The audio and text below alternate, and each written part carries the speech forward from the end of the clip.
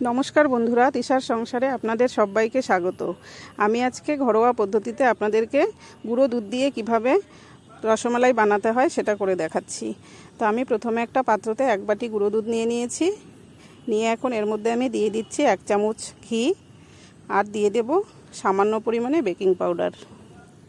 দিয়ে আমি খুব ভালো করে মিশিয়ে নিচ্ছি। এভাবে খুব ভালো করে মিশিয়ে নিতে হবে। নিয়ে এখন এর মধ্যে আমি দিয়ে দিচ্ছি ডিম। একটা ডিম ফাটিয়ে নিয়েছি এখানে আমি। নিয়ে অল্প অল্প করে দিয়ে আমি এই দুধটাকে খুব ভালো করে মিশিয়ে নিয়ে মেখে নেব। খুব ভালো করে মেখে নিতে হবে, হাত দিয়ে চেপে চেপে একদম নরম করে মাখতে হবে, গালা গালা করে। তো আমি মেখে নিয়েছি, মেখে নিয়ে 5 মিনিট ঢেকে রাখছি। এদিকে আমি কড়াতে দিয়ে দিচ্ছি দুধ। দুধ দিয়ে কিছুক্ষণ ভালো করে ফুটিয়ে নিতে হবে, ফুটিয়ে একদম ঘন করে নিতে হবে। তো আমার দুধটা খুব ভালোভাবে ঘন হয়ে গেছে। আমি এর মধ্যে দিয়ে দিয়েছি 2টো এলাচ থেতো করে দিয়েছি। দুধটা আরও কিছুক্ষণ ঘন হবে। তো আমি এর মধ্যে কয়েকটা কেশর দিয়ে দিলাম। ওদিকে দুধটা ঘন হচ্ছে, আর আমি এদিকে মেখে রাখা দুধের মিশ্রণটাকে খুব ভালো করে হাতের তলায় একটু ঘি মাখিয়ে গোল গোল করে গোল্লা বানিয়ে নিচ্ছি। তো এইভাবে গোল গোল করে আমি সবগুলোকে বানিয়ে নেব একটা একটা করে। এগুলো যত ছোট করে বানাবে তত ভালো হবে, এগুলো ফুলে গিয়ে অনেক বড় হয়ে যাবে।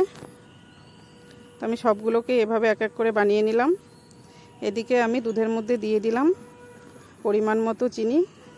মিষ্টিটা আপনারা বুঝে দেবেন, যে যেরকম খাবেন সেরকম। আমি একটু হালকা মিষ্টি দিয়েই করব। তো আমার দুধটা ফুটে গেছে। এখানে আমি এখন এই গোল্লাগুলো এক এক করে দিয়ে দিচ্ছি সব।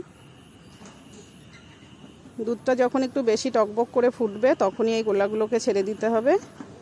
তো আমার গোল্লাগুলো ছেড়ে দেওয়া হয়ে গেছে। আমি নেড়ে চেড়ে একটু ঢেকে দিয়েছি। তো আমি 5 মিনিট মতো ঢেকে ভালো করে সেদ্ধ করে নিচ্ছি।